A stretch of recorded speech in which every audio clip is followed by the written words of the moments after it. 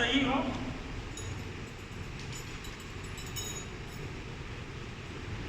सब कुछ सही है, तब हम बेल्ट पहनेंगे।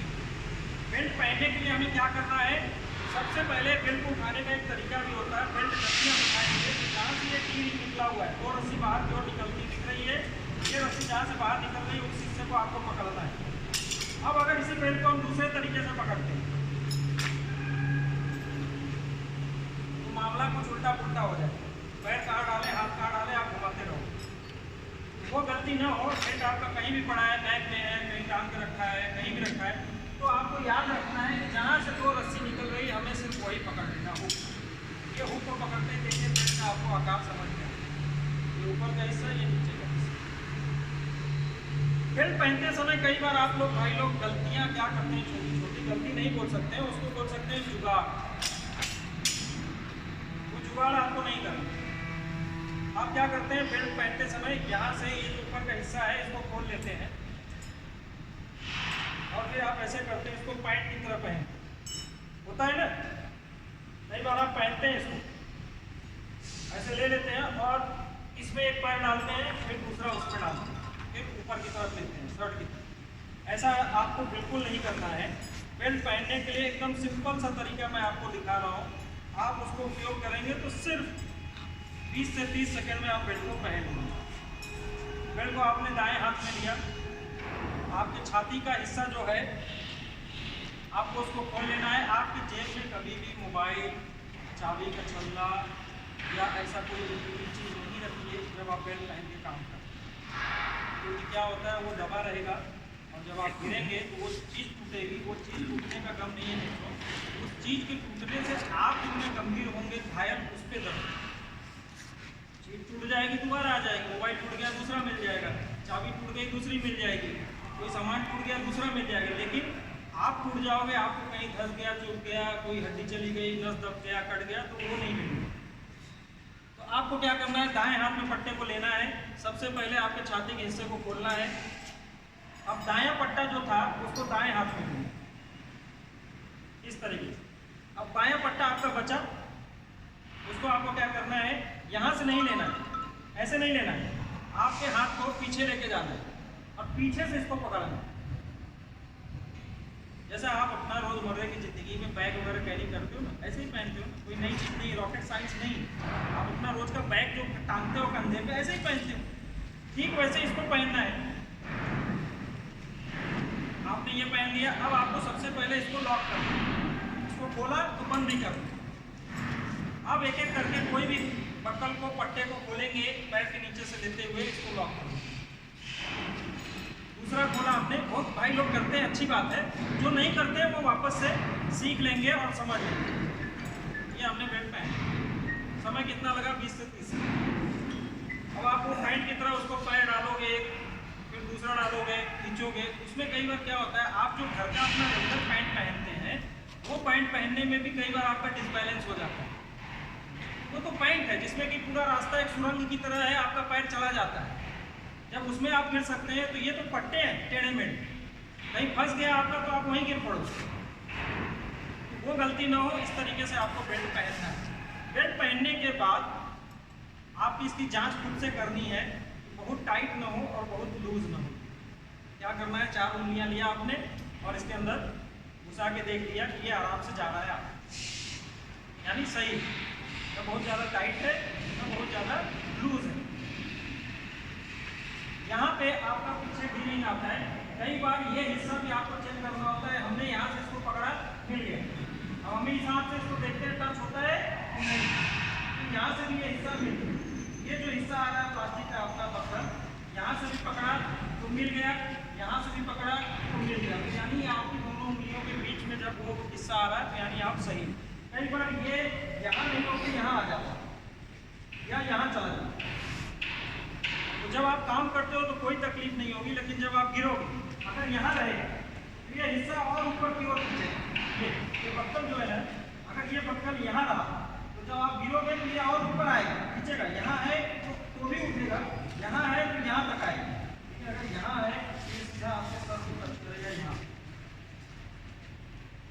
और यहाँ टच करने से क्या होता है, मुझे बताने की जरूरत नहीं है, बचपन में ये अभी भी कोई आपको सर पे वहाँ ऐसा मारता है तो आप बोलते हैं कहीं भी मार लेने का, उधर नहीं मारना, दिमाग है उधर, समझा कर सही है ना। तो वो गलती नहीं हो इसके लिए ये कहाँ होना चाहिए, पोजीशन आपको बहुत जरूरी है। और ये पोजीशन कहीं यहाँ पहुँच गई, अब क्या हो जाएगा, आप गिरोगे तो आप बजरंग बली की तरह बन जाओगे, वो कंडीशन भी बहुत खराब होगी। आपको जब गिरोगे तो ऐसे ऐसे पोजीशन होना चाहिए, लेकिन अगर ये पोजीशन यहाँ पे है तो ये आप गिरने के बाद आपकी पोजीशन ऐसे हो, तो दोनों तरीके गलत है। तो हमेशा आपका ये पोजीशन नहीं होना चाहिए। सब कुछ सही है तब आप दोनों रस्सियों का उपयोग करके ऊपर नीचे अप एंड डाउन करेंगे। ऊंचाई में चढ़ने के लिए दो तरीका है, ध्यान से देखेंगे, आपको सामने मिला इसको आपने लगा दिया, फिर इसके ऊपर आपको जाना है, आपने इसमें लगा दिया, अब इसको खोलेंगे, इसमें लगा दिया,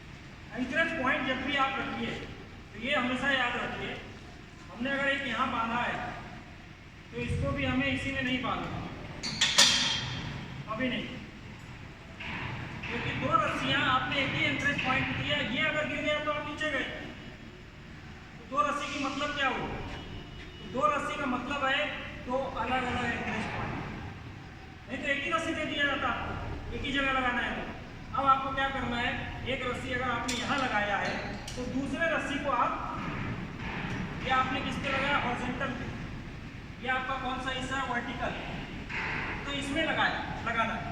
तो लेकिन हम इसको यहाँ लगा सकते हैं,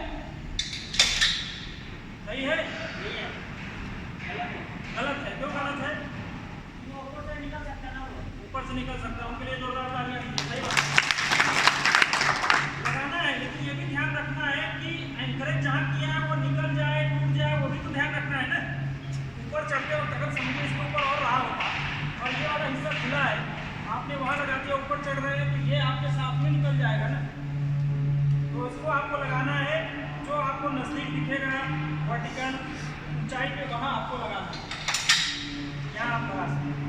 तो यानी यहाँ पे लगा हुआ है, वहाँ पे लगा हुआ है, आप काम कर रहे हैं, अगर ये डैमेज हुआ तो उससे आप बच जाएंगे। अगर आपको लग रहा है नहीं ये बहुत नीचे का हिस्सा है, वहां से मैं गिरूंगा तो चोट ज्यादा आएगी, तो आप यहां से हटा के इसको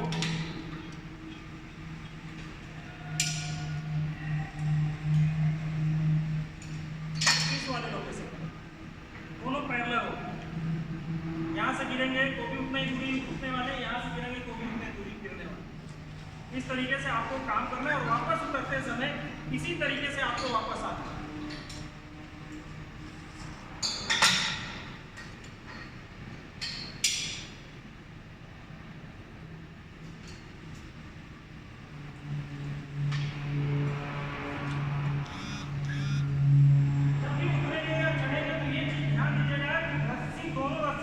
आपका शरीर होना चाहिए, एक रस्सी इधर दूसरी रस्सी उधर, ऐसा नहीं कि एक ही तरफ से चलो आप, या रस्सी को आगे की तरफ से लेके चलो, तो रस्सी को हमेशा अपने शरीर के पीछे से रखेंगे।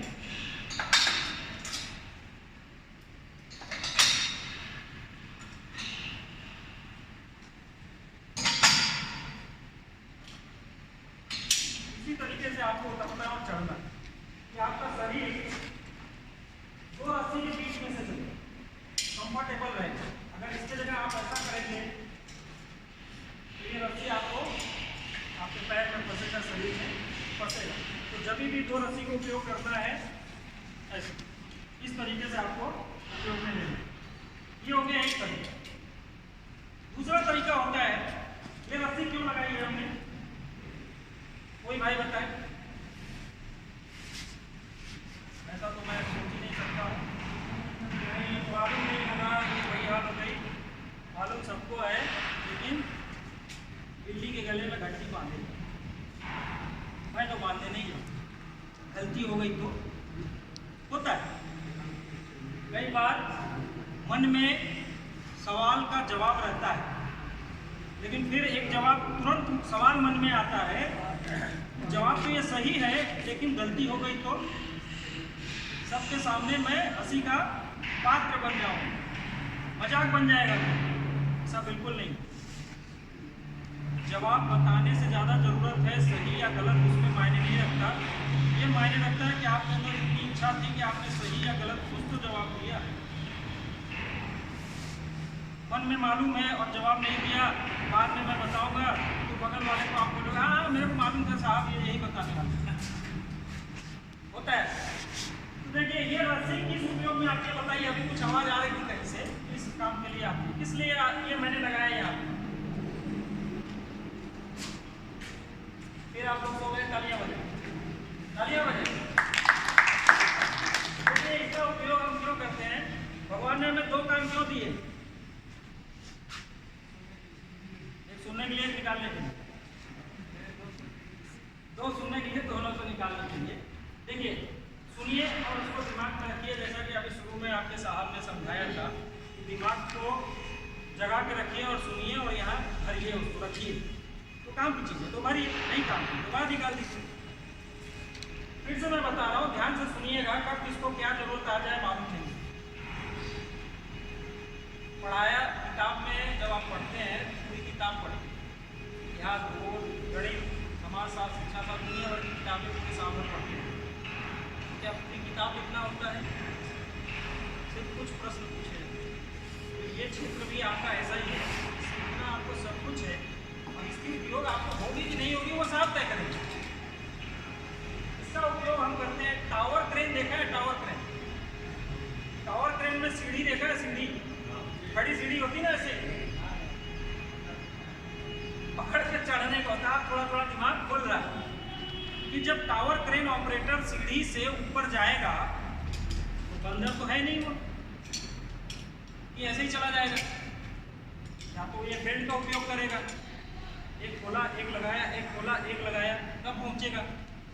और या तो फिर इसका उपयोग क्यों करना है वो भी मैं बताता हूँ। अभी आपने देखा ये बेल्ट के सहारे में छोटी सी ऊंचाई थी, यहाँ चढ़ने में मुझे कम से कम 30 से 35 सेकंड लगा होगा, लगा ही होगा ना, इतना तो कम से कम लगा होगा। लेकिन अगर मैं वो फॉल अरेस्टर लगा के चढ़ूँगा यहाँ से, यहाँ तक पहुँचने में मुझे घड़ी के हिसाब से 5 से 6 सेकंड में मैं पहुँचूँ। 1 2 3 4 5 6 मैं ऊपर रहूँ और सुरक्षा के साथ। तो टावर क्रेन को क्यों जरूरत पड़ती है, रोज उसको 15 से 20 मीटर चढ़ना है और उतरना है। दिन में 2 बार उतरना, 2 बार चढ़ना। एक बार जाएगा तो खाना खाने उतरेगा, फिर वापस जाएगा तो शाम को उतरेगा। तो अगर रोज उसको 20 से 25 मीटर चढ़ना है और उतरना है 2 बार, तो वो थक जाएगा ना इससे। तो वो थके नहीं, उसके लिए रस्सी एक बार बांध दी जाती है और इसमें वो फंसा के चढ़ेगा और उतरेगा। और दूसरी चीज़, अगर कभी गलती से उसका हाथ या पैर स्लिप हो गया, फिसल गया, तो वो पूरा नीचे आके नहीं गिरेगा। वो जहाँ उसका हाथ या पैर फिसला वो थोड़ी दूरी में ही रुक जाए। वो हम यहाँ देखेंगे। हाँ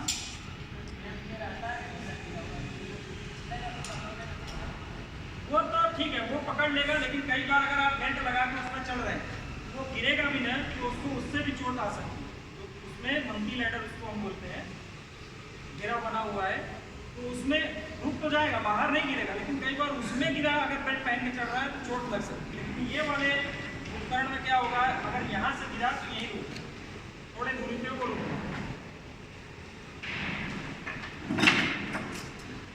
ये देखिए इस टाइप का कुछ देखा होगा आपको,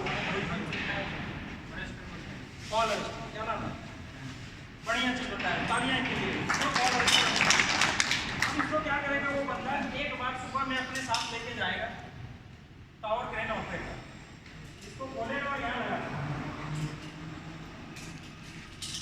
ये लगेगा। अब इसके साथ अपने बेल्ट को बांधेगा, कहाँ बांधेगा, हाँ ये जो हुक फंसा है इसमें बांधेगा। दोनों में बांधना जरूरी है। ऐसा मत सोचिएगा कि जो भी है साहब ने एक टूट जाएगा तो सब दूसरे को बांधेंगे, ऐसा बैलेंस बनाने के लिए, सेंटर बनाने के लिए दोनों में बना होना जरूरी। अभी देखिए ये मैं ऐसा खींच रहा हूँ तो सेंटर में, अभी इसी को कल्पना करते हैं एक में लगा के देखिए, अब मैं खींचूंगा तो देखो बैलेंस मेरा गड़बड़ होगा। तो जब भी बांधना है दोनों में बांधना, तब आपका बैलेंस बराबर होगा, तब इसके सेंटर में आप रहोगे। अभी देखो ना, मैं खींच रहा हूँ तो मैं एक तरफ भाग रहा हूँ, जिस तरफ का लगा है उस तरफ दबा है, जिस तरफ नहीं लगा है उस तरफ खींच रहा हूँ, तो जब आप गिरोगे तो चोट ज़्यादा आ सकती है, बैलेंस डिसबैलेंस हो जाओगे ना। तो इसके लिए ना हो, इसके लिए आपको दोनों को बांध के रखना। अब मैं गिरूंगा तो देखो दोनों सेंटर में है।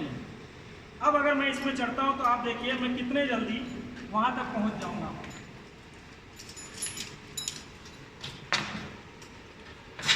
मैं यहाँ तक घड़ी के हिसाब से 3 से 4 सेकंड में पहुँच जाऊँ। वापस नीचे उतरूंगा तो ये मुझे नीचे लेके आएगा। लेकिन कभी गलती से हाथ या पैर फिसल गया तो क्या होगा वो हम देखते हैं।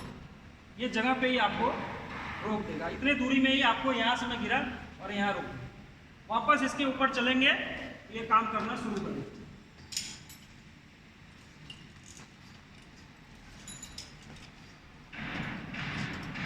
इसको हम फॉल अरेस्टर बोलते हैं। तो याद रखिएगा, चीजें बताई जाती हैं याद रखने के लिए, भूलने के लिए नहीं। हमने बेल्ट को जैसे पहनना है वैसे इसको निकाल के रखना भी एक कला है। सबसे पहले हमने इसको लॉक किया था, ये वाले हिस्से को सबसे लास्ट में खोलेंगे। सबसे लास्ट में हमने इन सारे हिस्सों को खोला बांधा था, तो इसको पहले खोल लेंगे।